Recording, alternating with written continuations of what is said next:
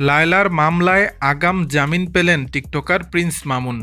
মারধর ও শ্লীলতাহানির অভিযোগে রাজধানীর ক্যান্টনমেন্ট থানায় দায়েরকৃত মামলায় আগাম জামিন পেলেন টিকটকার আবদুল্লাহ আল মামুন ওরফে প্রিন্স মামুন। সোমবার ২৬ মে শুনানি শেষে প্রিন্স মামুনকে ৬ সপ্তাহের আগাম জামিন দেন বিচারপতি কামরুল হোসেন মোল্লার নেতৃত্বাধীন হাইকোর্ট বেঞ্চ।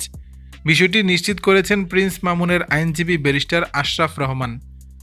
গত ১০ মে মারধর ও শ্লীলতাহানির অভিযোগে রাজধানীর ক্যান্টনমেন্ট থানায় প্রিন্স মামুনের বিরুদ্ধে এ মামলা করেন লায়লা আক্তার ফরহাদ। সেই মামলায় এদিন জামিন পেলেন টিকটকার প্রিন্স মামুন। মামলায় তিনি অভিযোগ করেন, ফেসবুকে পরিচয়ের সূত্র ধরে প্রিন্স মামুনের সঙ্গে প্রেমের সম্পর্ক গড়ে ওঠে তার। দুই পরিবারের সম্মতিতে বিয়ের কথাও চূড়ান্ত হয়।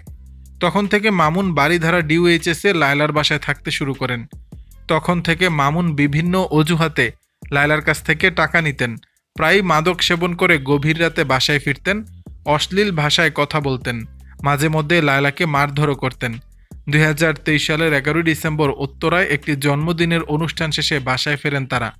সে সময় মামুন সহ আরও ২ জন মদ পানের জন্য মিরপুর যেতে চান। লায়লা তাকে নিষেধ করার পাশাপাশি বাধা দিলে উত্তেজিত হয়ে মামুন তাকে গালি দেন। এরপর গালি দিতে নিষেধ করলে মামুন মারধর করে হত্যা চেষ্টা চালান বলে মামলায় অভিযোগ করেন লায়লা।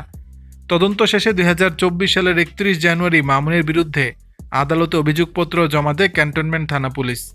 সে বছরের ৩ জুন অভিযোগপত্র গ্রহণ করে আদালত। সে সময় পলাতক থাকায় প্রিন্স মামুনের বিরুদ্ধে গ্রেপ্তারি পরোয়ানা জারি করা হয়। মারধর ও হত্যাচেষ্টার মামলার বিচার চলার মধ্যেই ২০২৪ সালের ৯ জুন মামুনের বিরুদ্ধে ধর্ষণের অভিযোগে আরেকটি মামলা করেন লায়লা। পরদিন ১০ জুন কুমিল্লা থেকে মামুনকে গ্রেপ্তার করা হয়। ১১ জুন তাকে আদালতে হাজির করা হলে বিচারক তাকে কারাগারে পাঠানোর আদেশ দেন। এরপর ১ জুলাই জামিনে কারামুক্ত হন তিনি। এজাহারে লায়লা অভিযোগ করেন, বিয়ের কথা বলে তাকে ধর্ষণ করেন মামুন। একাধিকবার বিয়ের বিষয়ে বলেও নানা অজুহাতে সময় ক্ষেপণ করেন।